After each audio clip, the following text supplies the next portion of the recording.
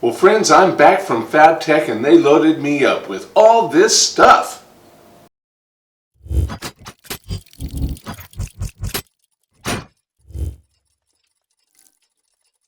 Now right up front, I want to talk about the people I met and the stickers they gave me. Now the first night there was a party out at Apex Welding and there was a whole bunch of notables showed up for that. So I want to thank JD over at Apex for hosting that party. Then one of the first guys I met there was Jody from weldingtipsandtricks.com. Then I finally met Jim Bollinger in person from Do Right Fabrication. Nick over at runcnc.tv gave me his special Halloween edition sticker. I met Adam Booth, A-Bomb79. It was good to finally meet him. Aaron from Bulldog Welding is a new face we met. David from Portal Woodworks, is finally good to meet him in person. Now I had a NASA sticker, but this is an actual NASA engineer gave me this. So I'm going to go ahead and put a NASA sticker on the wall finally. And they also gave me a bag that was comically double printed. A big typo right across it that blots out their website. And then we had one mailed in from Pappy over at Pappy's Corner. And all those will be going up on the sticker wall. And here we are at Fabtech. This is the view from the press room. Since they were so nice to give us a press pass. Can't wait to get down there and see all the cool stuff. So what this show is about is all these manufacturers are showing all their latest and greatest stuff. For instance, they gave me these welding electrodes. It's an assortment of different kinds. This stuff here, there's some 308 rods, some 7018, and some 6013. This is from an outfit called Kim 10, and they're from Vietnam. And the cool thing about them, the reason I brought this stuff back is because this company wants to cultivate relationships with representatives here in the U.S., and they are willing to put your brand on their electrodes. So I'm going to try to work out some deals with some local welding supplies on that. And here's a really neat way to drive something down a track. It's just a rotating tube with angled rollers.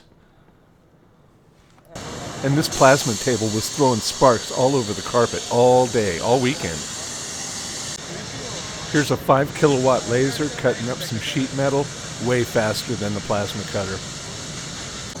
And a magnetic conveyor that moves steel parts without even touching them.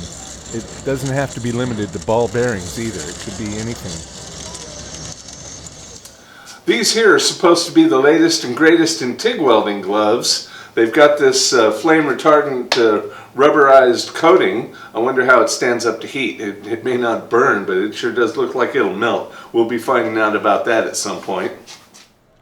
One of the projects coming up on the channel is going to be a hole puncher, and I really wanted to capture this linkage on it because I'm going to duplicate that to actuate the hole punch dies. Adam seems to leave his mark everywhere. This is pretty interesting. Tactical welder. This guy took a flux core welder and built it into a backpack with a battery pack and an inverter to run it. These paint pens, several companies were out there wanting to hawk their paint pen products, so they gave out samples of that. One thing I wanted to point out in particular, though, is this, the Silver Streak. Now, those of you who've been around the channel for a while know that I actually use the Silver Streak, and one of the things that I was complaining to them about was that this Silver Streak, the one with the movable lead, it's like a mechanical pencil. When the lead's out too far, it has no strength. And this was expensive. This was 14 bucks, and the refill pack was like another 8. What I later learned after buying this was that they had these pencils. These are like $1.50. Anyway, these pencils here are way better than this mechanical pencil gadget because these break before they wear down, and the pencils don't.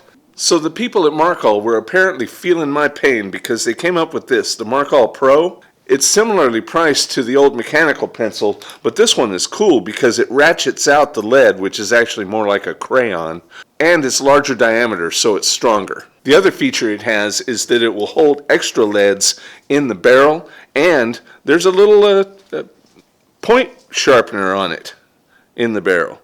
Very cool. So I'm going to look forward to a new and better experience with the Mark-All Pro. It looks very promising, and just for full disclosure, they did give me that for the purpose of this review. I got to use a $25,000 microscopic laser welder. Very cool machine. Take a look. You'll see brown spots appear on my fingertip. That's where I laser welded my finger. Okay, got one. Now spin 180 degrees and tack the other side.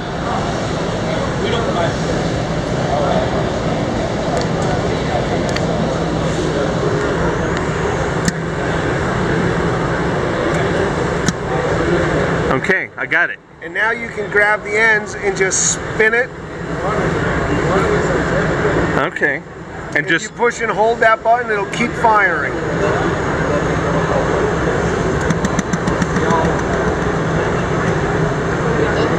And once you see yourself getting out of focus, just stop, realign.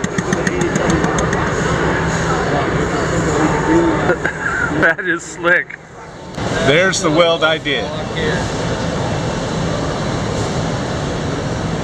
You're going to show this off? Hey, this is my first laser weld. Of course I'm going to show this off. I'm just kidding. Okay, so have a look at this. Seriously cool designs going on here of these welding helmets. Very cool stuff. And this is yet another Chinese supplier who is here looking for American representation. These guys are offering up this high quality, good looking equipment at pretty decent prices, and all they need is somebody that's willing to plunk down 10 grand and buy 1,000 units and distribute them out here in the States. Now, one thing I was trying to do this time at Fabtech that I was completely oblivious to last time I was there was cultivate relationships with these suppliers. I use a lot of equipment here in the shop, and it would be good exposure for some of these companies if I was using their equipment. Now, some people don't like that idea, but let me tell you, this is what I do for a living, and when I got to go buy a $200 grinder, that comes out of my pocket. And anything I can do to offset the cost of operations affects my bottom line, whether it be a stack of free flap discs or a free grinder or whatever. And this channel is an integral part of my business plan, so I don't have a problem with working with these suppliers, even if it does mean showing their stuff over somebody else's. So on the subject of relationships with these companies, you know, there was one company there who shall remain nameless that they really made me feel unimportant. They basically told me that because I was not YouTube personality A or YouTube personality B, that they would never be interested in working with me. And that kind of takes the wind out of a guy's sails, do you think?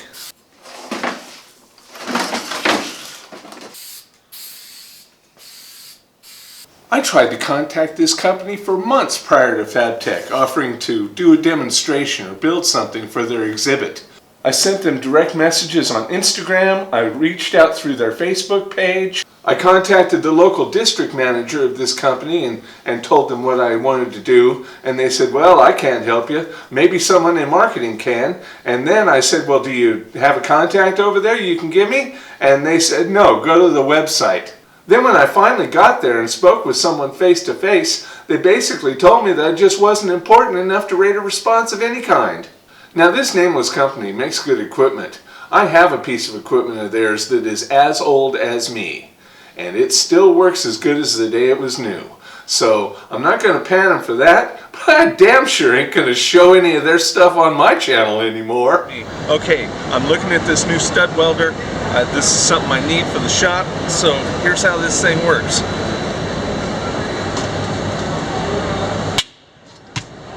And there it is. That's pretty cool. I became enthralled with the idea of building an induction heater, having seen so many at this show. You can look forward to my attempt to build one here in the coming months. Okay, and this here is the infamous Jim Bollinger cannon, and looking around the Osborne booth. Oh, look at this. Here's Keith Rucker and the Rucker and Bollinger steam engine collab. Oh, and hey, there's Jim right now. And EJ, good to meet you, EJ. And here is that vise I was talking about that I called the Sidewinder. They call it the offset vise. Yeah. Okay, so there's the Sidewinder vise, and here's something cool. This time they have people I can communicate with, and the thing's only 70 bucks. They said it's on Amazon, or I could take it here, but then I'd have to ship it home. Igus, the maker of my favorite drag chain product, was there with the same old line of linear bearings that they've been selling for a couple of years now, but they did have something new, which is a new motor controller, and they actually gave me one. They also gave me a few more of these glide bearings, and you see what they do is they give you one, and if you like it, you're supposed to buy some more. What I did was I waited, and they gave me a second set. Now I've got enough to actually do something with them. Now, lots of people had notebooks that they were offering out, and one thing I did was I would open the notebook and see what kind of paper is in it. And I always mentioned to them that it should be graph paper. Now, Builder Technology and Land Tech were the only two companies that were smart enough to put graph paper in their notebook instead of blank or lined paper. So they deserve a shout out for that. Hey, so this is a cool thing. It's a TIG welder that has a wire feeder on it. And these people are giving away free margaritas. And look, look who got one. Chad from Man Crafting. And Doug from Penteco Knife Works. Good to see you guys. No, this is a lemonade. Oh, I thought it was a margarita. I got the non-alcohol. Okay. Yeah. They'll believe Let's talk about flat discs. Now, I use a lot of these here in the shop because they leave a nicer finish than grinding wheels. And there at Fabtech, man, these guys, they are coming out with all the latest flat discs. A couple of my favorites that I wanted to point out, not because they gave them to me, but because I think they're really good, is these from Ferd. They have this rounded edge, and that is really cool because it can get into the inside corner. And right now, I don't grind inside corners at all, because I don't have a solution like this. I just have to make sure my weld is real pretty on the inside corners. And these you've actually seen in use on the channel, the Rodius Vision. These are really cool for when I'm doing camera work and wanting to grind away something. You can see right through these notches as it's spinning. That is a very cool feature. The reason you don't see them more often is because the last time I got them was at Fabtech 2 years ago, and I haven't been able to find any place to buy them. Anyway, that's going to change because Rodius told me they're going to have a distributor contact me and set me up with a supplier. Some of you folks know I use a power filer, and one of the biggest issues I have is that the belt will break before the abrasive is gone, and 3M gave me a bunch of samples to try that they say won't do that, so we'll see how that pans out.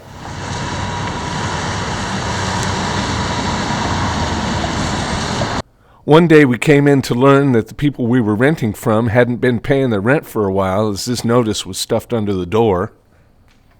Now look at the quality of this 3D printer. Servo motors, coarse thread ball screws,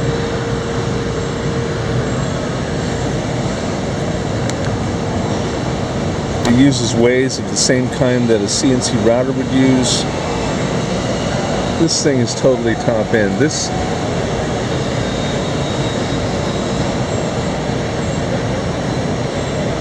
I need to build one of these. Hey, so I'm here at the Metabo display at Fabtech, and I just noticed something, that their batteries, the tool rotates and the battery can stay in place. That is just the neatest thing. So I told them that I would really like to represent them on my YouTube channel, and we'll see how that pans out. But they got some really good stuff. Now look at this thing. This is a dual miniature rosebud.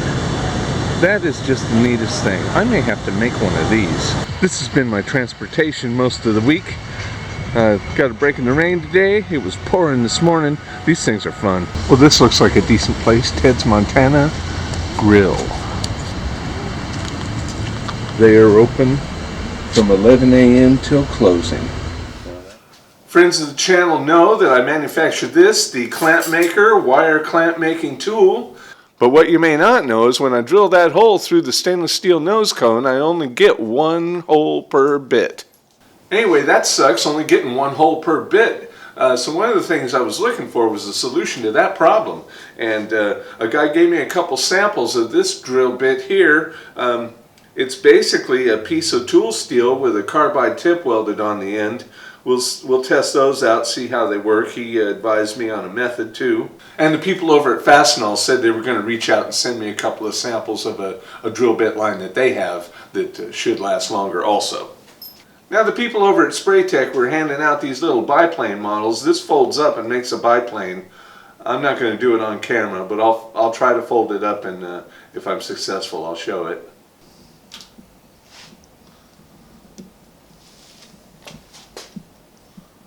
Alright, so we've got this Welcome to Atlanta sign, and look at these mean looking dudes, man. That don't seem too welcoming to me. Well, I'm here at the Ponce City Market in Atlanta, and we have this tap room where they offer no samples, but they sell everything in a bottle to go. That's kind of cool. But the epidemic has even spread to Atlanta. 15 IPAs, 2 Pilsners, one of which tastes like IPA. Yeah, that is no selection in my mind. Now here's an antique load center that was on display. These things are seriously dangerous. You pull one of those knife switches and it could arc out and kill you. Now that is one of the nicest sneakers I've ever seen too. And it should be, because it's $245. So I've been here in Atlanta all week, and apparently Pepsi is not allowed to be sold here. But on the Lyft ride last night, I asked the driver if he knew where I could get some contraband, and he was able to hook me up. I think I just broke a law. I hope I don't get caught. This is the longest escalator I've ever seen.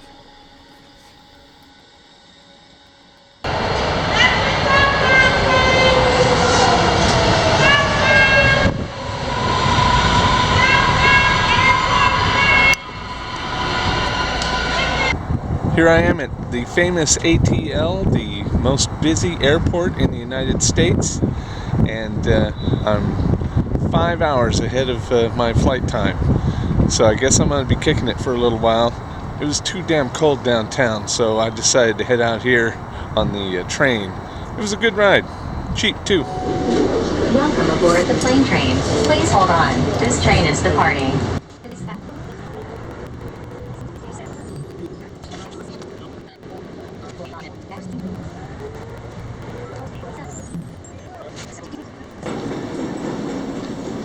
Innovation is their finish line. That's my starting line. You know, I'm not a big fan of flying, but sometimes you gotta do what you gotta do. This is who's behind me. This is who's in front of me. Anyway, that's all for this time. Thanks for stopping in. Next time we're going to have the shakedown cruise of the triplet fat bike and see how that pans out. If everything goes well, we'll strip it down and send the frame to powder coat. So please like, comment, share, and subscribe. Click up here to see my last video. Click over here to see something of mine that YouTube thinks you'll like. And have a good one.